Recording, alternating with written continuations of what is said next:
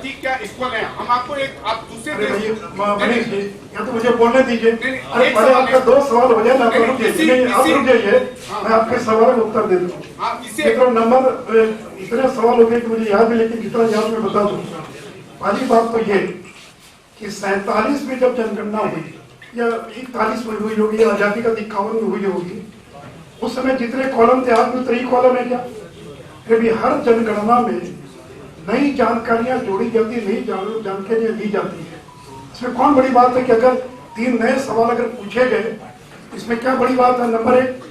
दूसरा है कि उत्तर देने की बाध्यता नहीं है।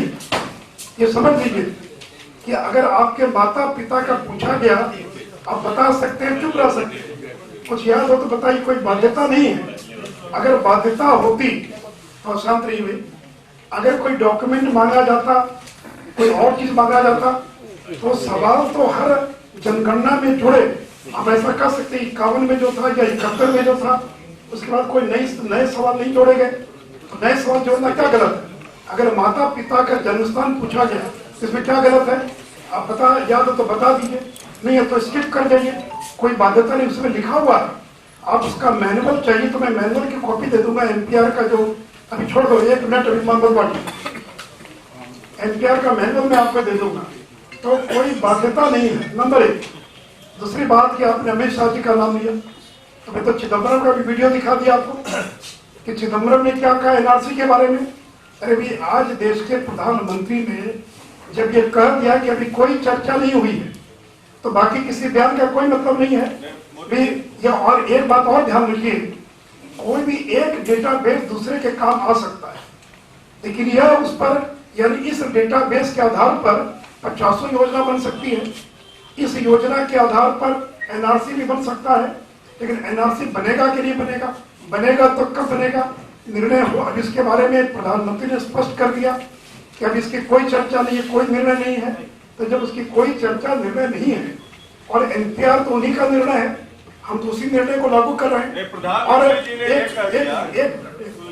और केरल, अच्छा एक और इसलिए मैंने कहा कि केरल या और ये जो सीए है उसको लागू करना पड़ेगा बंगाल को और केरल को। ये जो कानून के विज्ञ और जानकार हैं उनको भी मालूम है, क्योंकि नागरिकता देने का जो नियम है, कानून है, वो राज्य सरकारें नहीं बनाती, वो केंद्र की सरकार बनाती है। तो पॉलिटिकल माइलेज के लिए कोई बयान दे दे, लेकिन आपके असम के खुद के चीफ मिनिस्टर ने मना कर दिया है। आपके असम के खुद के चीफ मिनिस्टर ने कहा कि हम नहीं। और भी लोगों को पूछने दीजिए ना, आप अलग से पूछिए, और भी लोगों को पूछने दीजिए। नहीं, आप इससे पूरा सवाल है। आपके अपने चीफ मिनिस्टर बोल रहे हैं कि हम लागू नहीं करेंगे। नहीं, आप पूछ दीजिए। आप इसका भी असम के चीफ मिनिस्टर बोल रहे हैं कि हम लागू नहीं करेंगे, उस पर क्या कहना है? अरे नहीं लागू करेंगे कहना है, ये थोड़ी कहा कि ना सुप्रीम कोर्ट जाएंगे हम अपनी बात कहेंगे, ये तो है ना अधिकार उनको। अरे भाई आपका कोई सुप्रीम कोर्ट के निर्देश पर आसाम के अंदर एनआरसी बन रहा था, उसके बनने के बाद उसमें कोई कमियां रही, त्रुटियां रही, जो भी रहा, तो आप सुप्रीम कोर्ट में प्रे कर सकते हैं ना कि भाई आपके मार्गदर्शन में, आपके मॉनिटरिंग में ये काम हुआ, उसमें ये कमियां रही, इसमें क्या गलत है या उसमें क्या गड़बड़ है। आप भी कांग्रेस के लोग गए ना सुप्रीम कोर्ट में नागरिकता संशोधन विधेयक के खिलाफ में, जाइए कोर्ट के अंदर। कल कोर्ट अगर स्ट्रक डाउन कर देगा तो कोई सरकार क्या करेगी? तो वो तो आपको अधिकार है ही, आप जा ही सकते हैं करने के लिए। हाँ। मोदी जी